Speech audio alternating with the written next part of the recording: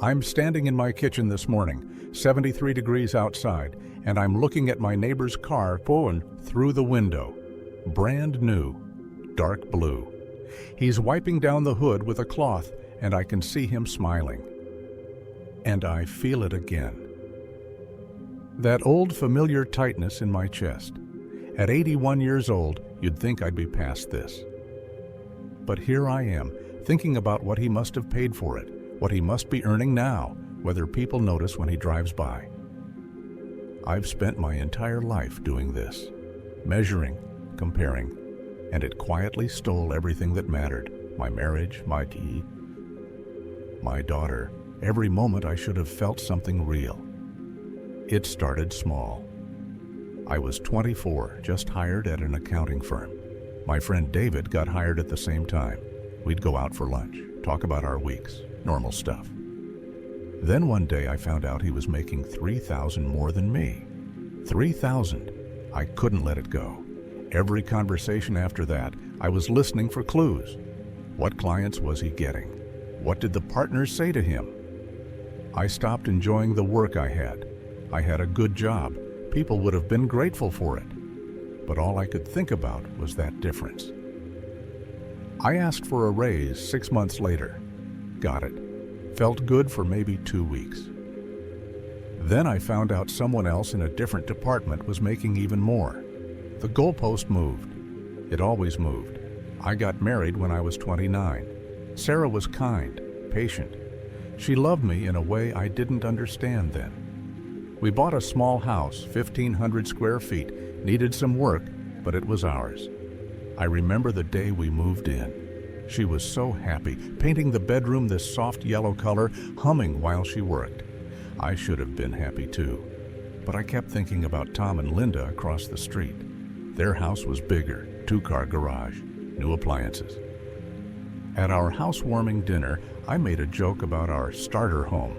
Sarah laughed, but I saw something flicker in her eyes. I was apologizing for what we had before we'd even lived in it. Every vacation, every dinner party, every Christmas card became a measurement.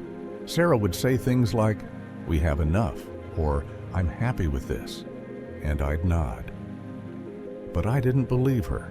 How could she be happy when there was always someone doing better? I'm not talking about ambition. I'm talking about poison. The kind that makes you sit across from your wife at dinner and barely see her because you're thinking about your colleague who just bought a lake house. By my mid-30s, I'd moved to a bigger firm, better title, more money. Should have felt like progress. But now I was surrounded by people who had more than me in different ways. Richard had an MBA from Harvard. Jennifer's father-in-law owned a company. Marcus got promoted before I did, even though I'd been there longer. I started keeping track, not on paper, in my head. A running tally of who had what, who got what, why it wasn't me. I made partner at 41. Sarah threw a party. People congratulated me. I smiled, said thank you, but the whole time I was thinking about David making partner at 38. 3 years earlier, I couldn't enjoy the moment I'd worked toward for over a decade. That night, Sarah kissed me in the kitchen and said she was proud. I said thanks. I didn't feel anything, just that 3-year gap. That's what I remember about becoming partner, not her face, the gap. Sarah wanted another child. We had our daughter, Emma, and Sarah thought it would be good for her to have a sibling. I said we couldn't afford it. That wasn't true. We could have, but I was saving for a bigger house. The Martins next door had just renovated, added a sunroom. I'd see it through their windows at night, all that light, and I felt like we were falling behind. Sarah didn't push. She just got quieter. That's how I killed things. Slowly. With no. There was this moment at Emma's 8th grade graduation. We were sitting in the auditorium, watching the kids walk across the stage. Emma got an award for math. I was proud, genuinely proud. But then they called another girl's name, some achievement scholarship, full ride to a private high school. And just like that, the pride curdled. I started thinking, why not Emma? What did we do wrong? Sarah reached over and squeezed my hand during the applause, and I realized I'd barely clapped for our own daughter. I was too busy watching someone else's kid succeed. You think it gets better when you have more. It doesn't. We moved to a bigger house when I was 47, 4 bedrooms, nice neighborhood. I walked through it the day we closed and felt nothing. 2 blocks over, there were houses with pools. I'm not saying I was miserable every single day. There were good moments, but they were always tinted. Emma's piano. Recital was lovely, but another kid played better. Our vacation to the coast was nice, but the Hendersons went to Europe. Sarah got a promotion at her job, and I felt proud for maybe an hour. Then I wondered why mine had taken longer. I said, "Congratulations." I meant it, but my voice was flat. She heard it. At work, every success was temporary. I'd land a big client, feel satisfied for a day, then hear about someone landing a bigger one. I trained myself to never enjoy anything because I knew the comparison was coming. I was always braced for it. The worst part is, I thought I was hiding it. I thought I seemed normal, successful even. But it leaked out. In small comments. In the way I'd tense up when someone shared good news. In the way I'd change the subject when Sarah wanted to celebrate something. Emma learned not to tell me about her friends' accomplishments. She'd talk about her day and just leave those parts out. I noticed that when she was 15. I told myself she was being sensitive, but really, she was protecting herself from me. Sarah's sister bought a beach house when we were in our 50s. Family investment, something about inheritance and taxes. They invited us down for a weekend. Beautiful place, right on the water. I spent the entire time silently furious. At dinner, I made a comment about how some people have all the luck. Sarah didn't talk to me the whole drive home. When we got back, she said, "Why can't you just be happy for people?" I didn't have an answer. I wanted to be, but I wasn't. I retired at 67. Good pension. We were comfortable. Emma was grown, had her own career. Sarah and I had time.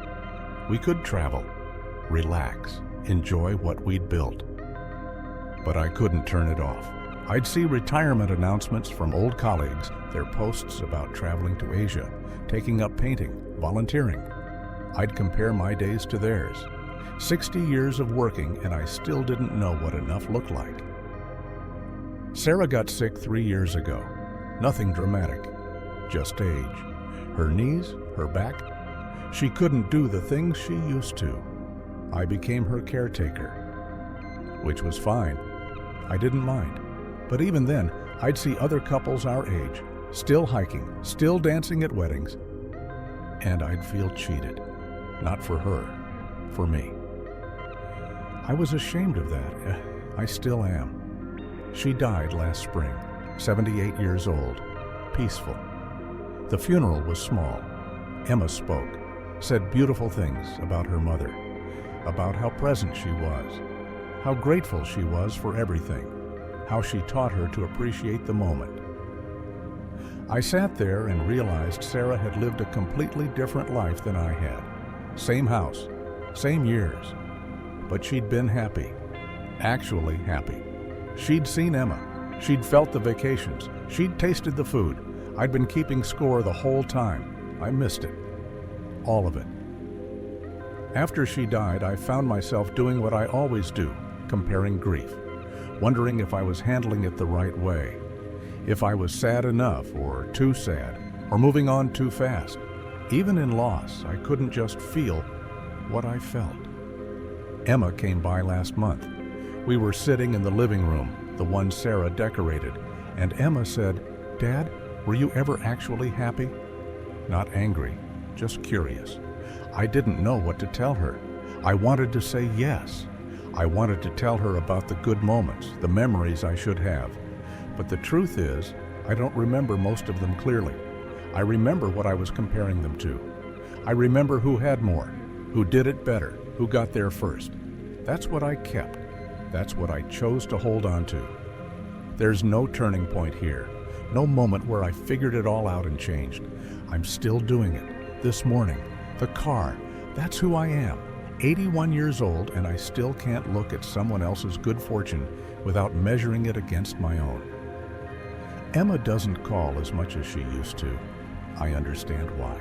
Sarah's gone. The house is quiet. I have enough money, enough time, enough of everything. Except I never learned how to feel like that's true. I spent 81 years keeping score in a game no one else was playing. And all I have now is a house full of things that were never quite good enough, and a daughter who learned not to share her joy with me. Sarah knew how to live. I knew how to count. That's the difference. That's what I'm left with. Comparison doesn't announce itself as the enemy. It just takes a little more each day until there's nothing left to feel.